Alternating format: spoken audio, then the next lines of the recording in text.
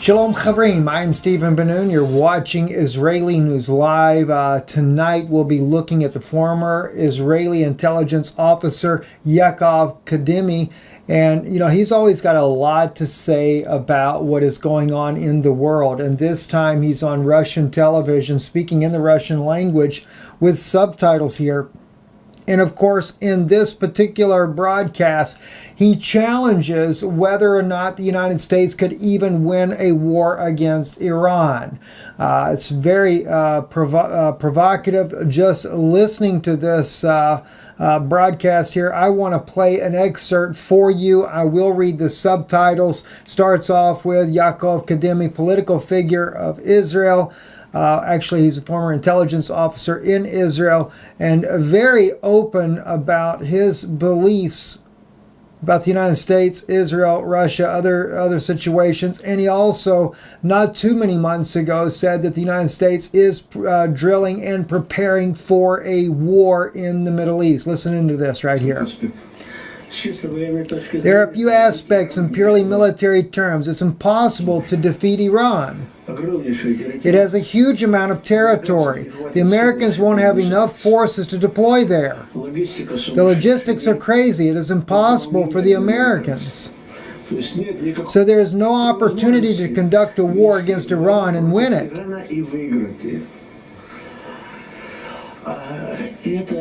And the Pentagon knows that better than anyone. And they warned and said it to advance by a few miles in a small, miserable Kuwait. The Americans deployed 500,000 servicemen there. They strained their entire army 3 months. They prepared the operation for 6 months to arrange logistics for a short-term war. It's impossible in the case of Iran. In addition to that, the military thinks in a way that politicians don't. To concentrate of all the American forces in Iran means to leave the Far East unprotected. All right, this is where you really want to watch closely. To concentrate all the American forces in Iran means to leave the Far East unprotected. Watch what he says next. And set China loose. The first thing that the Chinese will do when Americans focus on Iran will be to twist Taiwan's neck. Americans won't be able to do anything. The American army isn't able to conduct 2 medium-sized wars. It can hardly conduct a big one. That's why China will be set loose in the Far East. That's what Americans want the least. Here's my second point. There's a commonplace phrase everyone knows. It's beginning and end. Americans don't even understand what a stupid thing they did when they overthrew Saddam Hussein. Iraq is 60% Shia. You talked about Arabs in Iraq, the Shia. They're Shia. Well, he says Sunni, they're mainly Sunni. The guy disagrees with him. In the south of Iran, there are Arabs who are Shia. And there are Arabs who are Shia, who live in Iraq. And in Saudi Arabia, the area where the oil is developed is controlled by the Shia. And the majority of Kuwait's population is Shia. 80% of Bahrain's population is Shia. Then such a big fire will start in the Middle East. And the Sunni won't be able to, the Iranians and pro-Iranian forces, they don't have enough forces. Saudi Arabia has a huge military budget.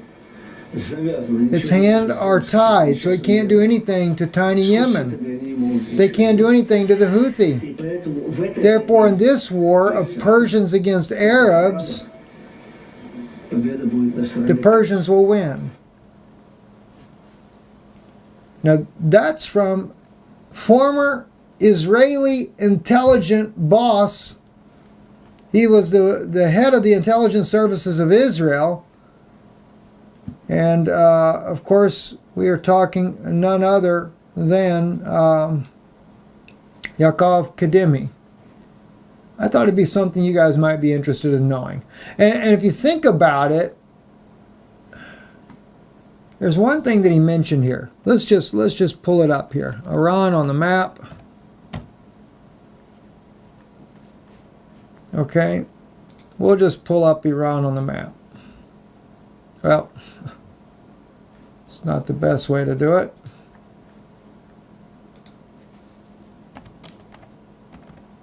We'll do it on Google Maps here, because his point is the sheer size of Iran itself. And Iran is huge. It is, of course, you know, we know that when the United States overthrew Iraq, that was a very intensive war, but we're talking about a country 3 times the size of Iraq. And of course, the weapons Iran have are far more superior than that of Iraq.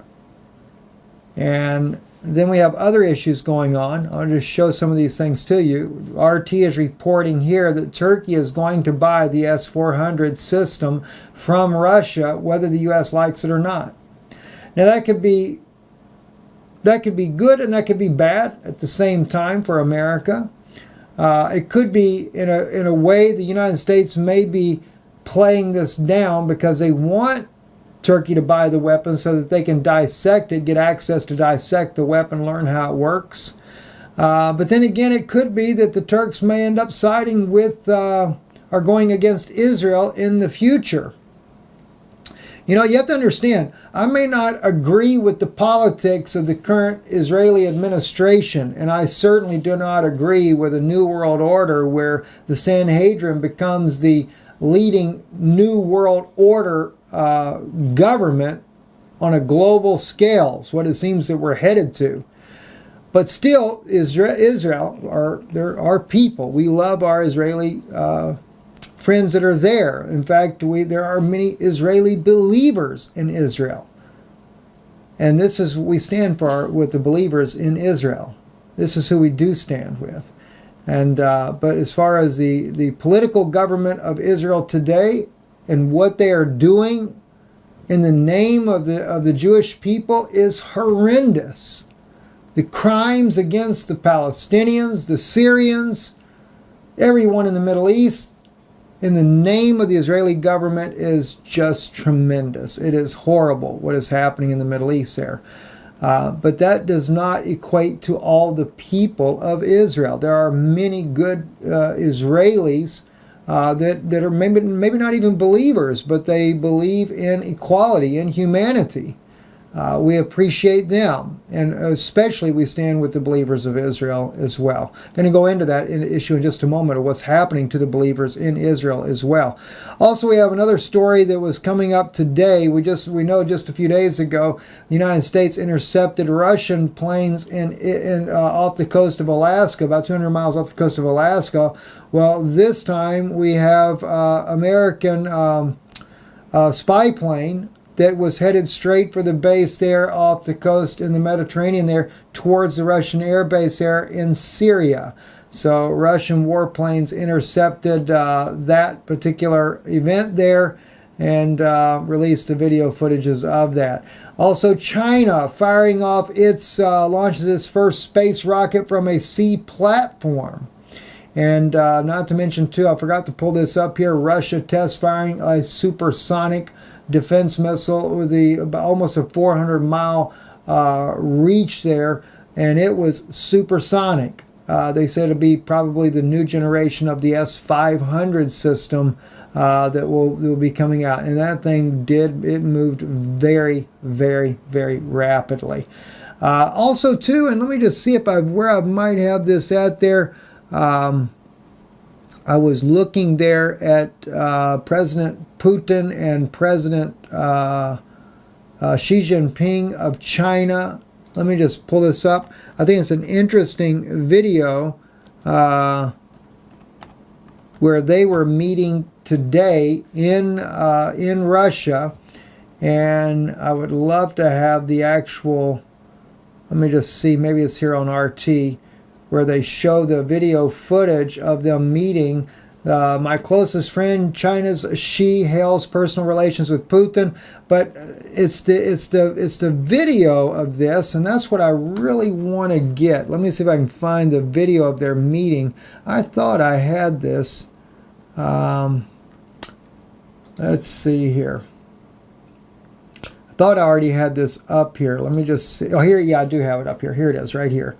They held their own. What do you guys notice in this picture? I'm going to drop the volume. We don't need the commentary on it. I just want you to see it as the camera backs up, especially a little bit at a distance. I think it's interesting, and I think it's rather clever of Vladimir Putin. Maybe I need to just back it up so we can see it at the beginning there. Let's see here. Right about, there we go. Again, it's I thought it was interesting because as you watch this clip right here of the two standing there together, Putin has taken the rugs and created the image of a cross. Whether that was done intentionally or not, I can't say. But there you go. As you pull back in the view there, and maybe it is symmetrical. Maybe it's evened out. Maybe it's not an actual cross per se, but it looks so much like a cross. And I could not help but wonder if President Putin didn't do that intentionally. I had a couple of dreams about him recently, President Putin. Very, very interesting dreams there. Maybe I'll share those with you guys sometime. Anyway, moving on in other news as well. This is a very disturbing situation here. You have Chad Holland, who is the senior pastor of King of Kings community in Jerusalem there. And what is happening in Jerusalem, and this is going on all the time at any rate, but this was sent to me too by the Hyde family, and I want to thank Sister Carolyn Hyde for bringing this to my attention. But again, another attack on the believers of Yeshua in Israel. They were trying to get to a concert that they had put together for the believers there. The SWAT police were brought out.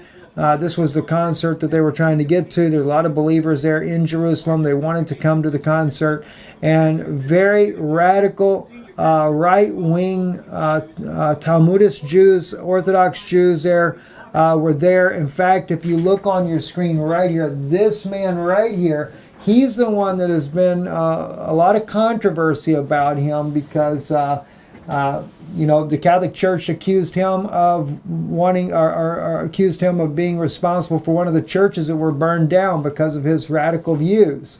And, you know, very interesting story about how that happened. I've actually covered that before. I kind of took up for him a little bit because the Vatican was demanding that Israel prosecute this man originally.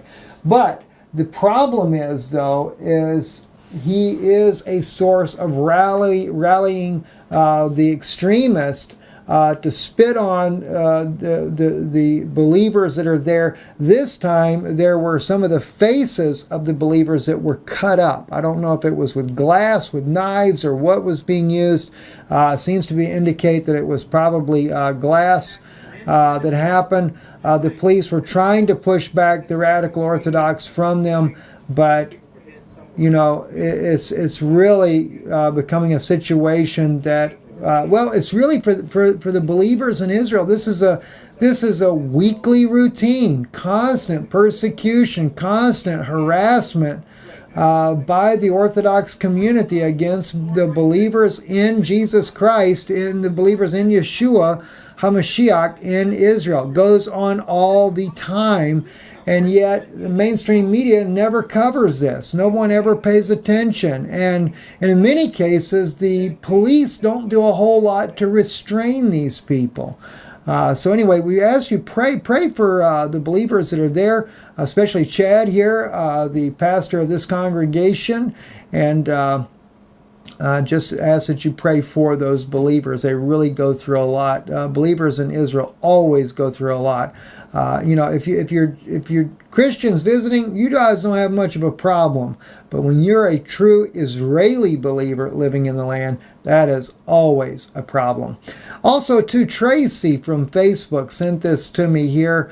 I want to thank Sister Tracy. This was a very interesting situation. I'll turn down the volume a little bit as well. This man right here, very peacefully in Canada, was sharing the love of Jesus Christ. And there were protesters there, and I don't know who they're from, but these are like no-hate protesters.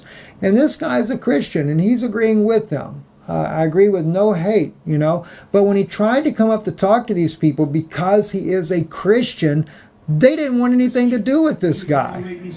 They just turn away from him. He'll even go up to the one with the signs and stuff, and they don't want anything to do with him.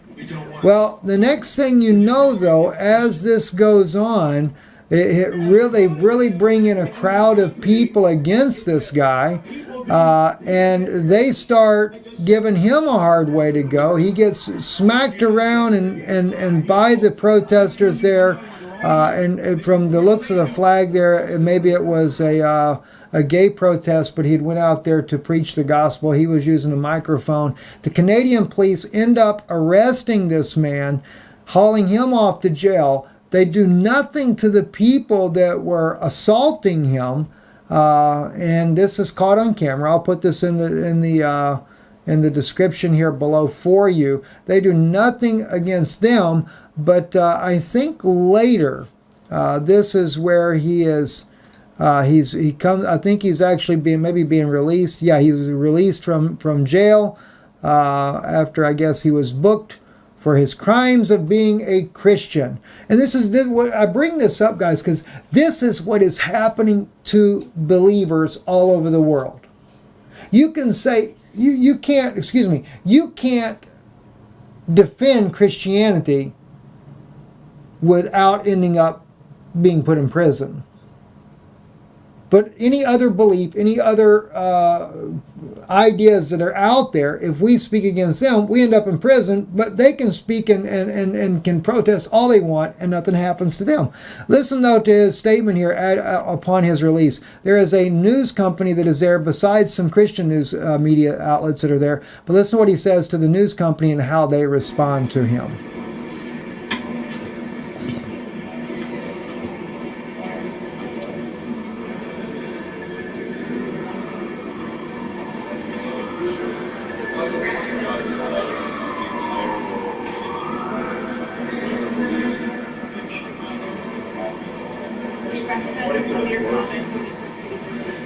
No, because according to the courts, they made it very clear that I said clearly that I accept you, I tolerate you, and there was no form of hate speech in any of my words. That's what was said in the courts on public record. And if you watch it from live stream and all, which was publicized, there was nothing that I said that could be perceived as hate. But what was hateful was the words said against me and my religion, and saying I'm not even welcome there. I think that every community in Toronto should have the same laws, and everybody should be welcome, including Christians, and as well as the LGBTQI community. They're welcome. Everybody should have rights, dignity, and respect, just like Christians should as well. And I think it's unfortunate that I'm being subject to this kind of discrimination and bullying and marginalization simply for saying God loves you, there's hope for you, I accept you and tolerate you. I shouldn't be in this position, I didn't do anything illegal, and that's pretty much all I got. Part of the conditions of your release is that you can't go back to the church in Wellesley. Well, I'm not going to comment my conditions of release, but what I am going to say is what I say. I tell everybody, for God so loved the world, that he gave his one and only son, that whoever believes, whether you're a member of the homosexual community or heterosexual community, whatever community you are, God loves you, Jesus died for everybody, and that's my message, and it's always been my message. The allegation is not about hate speech, though. The allegation is that you went to the village and you spoke about sexual orientation, and you ought to have known that it was going to provoke a reaction. I what I did say is that there's hope for everybody. I repeatedly said I didn't go to prevent any sexual orientation. You didn't speak with sexual I orientation. talked about love for everybody. I told live stream for anybody to be for themselves. So I didn't go to any event. Okay, now, just so you know what's going on, this this particular man right here, that's whoever he's representing with the news company there, is kind of on his microphone. It looks like, if we can see his microphone, something that looks like 24 maybe. He's trying to imply that this man actually spoke against the gay community, and he did not. That's one thing I give the guy credit for. He did not. He clearly, he said to everybody that was there, I'm not against you. I just want to know, can you accept me for who I am as well? And but he's the one that gets arrested. This is like insane. And of course, when this guy cannot corner him in his speech there, and when he starts talking about the love of Jesus Christ, once again, of course, this camera guy, he walks off. He just walks off, doesn't want anything to do with the gospel of Jesus Christ. He was only there to try to corner this young man and say that he was guilty of bashing the gay community. It's the same with us. I'm not here to bash the gay community at all, but I do believe, as I've stated before, I don't think that, that the gay parades in Jerusalem or some of the things that the Orthodox community is doing there should be done, especially in light of the fact that Jerusalem is to be the most holiest city on the planet. And yet, truly, as it states in the book of Revelation, it is where the two witnesses will be killed at. It is no longer called Jerusalem, but Sodom and Egypt. Think about that for a moment. Let that sink in just a little bit. Anyway, let me just see real quick if there was anything else that we had that we were wanting to share with you before signing off. Oh, yes, also, I will not mention who shared this on Facebook. Because she's a young sister, but God bless that young sister for her courage in sharing this. Vaccination without parental knowledge kills a 14-year-old girl. This is a subject that nobody wants to they want to bring out. They want to ban these types of this type of information, anything that even remotely speaks against vaccination. But this healthy young girl gone after Gardasil. She had taken the vaccine Gardasil. June 2nd, 2019, Canada already has a law allowing children to be vaccinated without parental knowledge or consent, and that law has killed at least one young healthy girl. Her name was Annabelle Morin. She was vaccinated in school and 16 days later had a severe adverse reaction, but no one connected it to vaccination. Her mother had no clue. Her daughter had been recently vaccinated after she recovered and returned to school, despite the fact that Annabelle told her school about her emergency room visit. The school vaccinated her again, failing to connect the adverse reaction to the dangerous Gardasil vaccine. She died 15 days after her second dose of Gardasil. Her mother, Linda, had no knowledge when the vaccinations were given, which is perfectly legal in Canada. You can read more about this at the following links there that they post on there. What a shame. What a shame. And yet, the big pharma wants to shut up our free speech on speaking out against vaccines as well. Everywhere you go, freedom of speech is being trampled upon. Whether it be the issue with, speaking, you can't speak anything against Israel, because they're taking the anti-Semitism and they're using this as a crutch to silence people in every direction you can possibly imagine. In the state of Florida, they passed the anti-Semitism bill unanimously, which only has one part to do with true anti-Semitism, because we are against anti-Semitism as well. The hate speech against the Jews, as far as when I say hate speech, people that are trying to bring harm to the Jewish people, that's just plain out wrong. But it doesn't matter which group it is in that case there. It doesn't matter if it's the Jewish community or the Christian community community or the Arabic community, to do something to bring harm to any human being like that is just flat out wrong.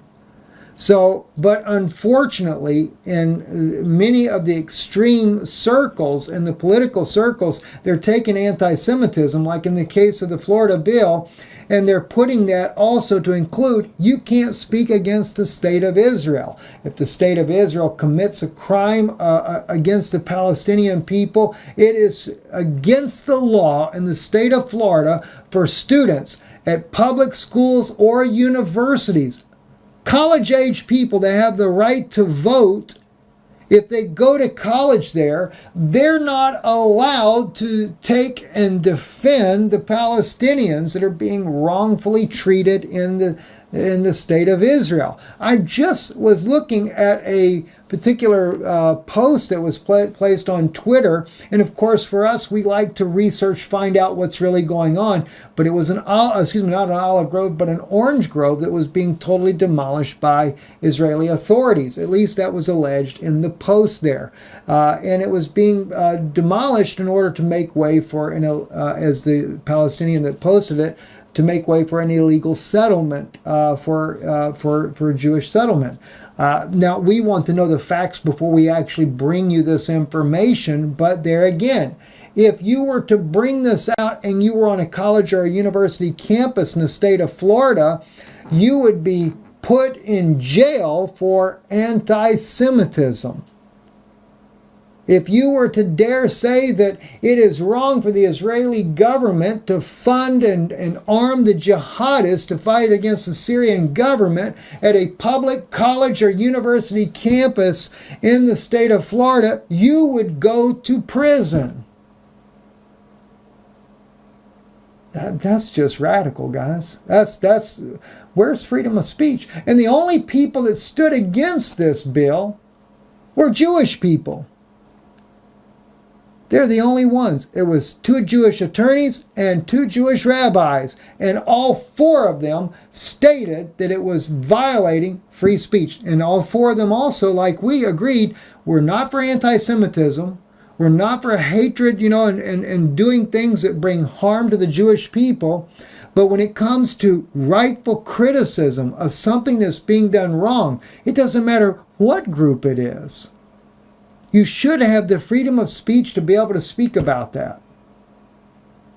But now when it comes to things they want to bring about a new world order, and they want, never mind. I get on a rant here, guys, now we'll never get off of it all night. At any rate, okay, so we'll close for tonight then. I'm Stephen Benoon. You're watching Israeli News Live, and a lot more to come. By the way, our chats, we're discussing how to do the Stephen Yana chat. We are looking at actually running them live here on Israeli News Live, but they will not be loaded on Israeli News Live. They will be loaded on Patreon. That's where they will be loaded at. And I still think that we may end up just only putting them on Patreon. So Patreon/Israeli News Live. Be sure to get over there, check it out. It's only $1 that you have to spend to be able to join in with us over there. But we are really under tremendous pressure. We are getting hammered in every direction you can possibly imagine. This is why some videos are not available right now. Just like the video the other day with Ted Pike. YouTube came in there. We didn't get a strike. But the thing is, they said it was borderline, all because we opposed the Equality Act, because of it infringing upon our rights here as American citizens. So, you just can't tell the truth anymore. Everybody wants to be lied to. All right, I'm Steve Benoon. You're watching Israeli News Live. Thank you for watching, and good evening.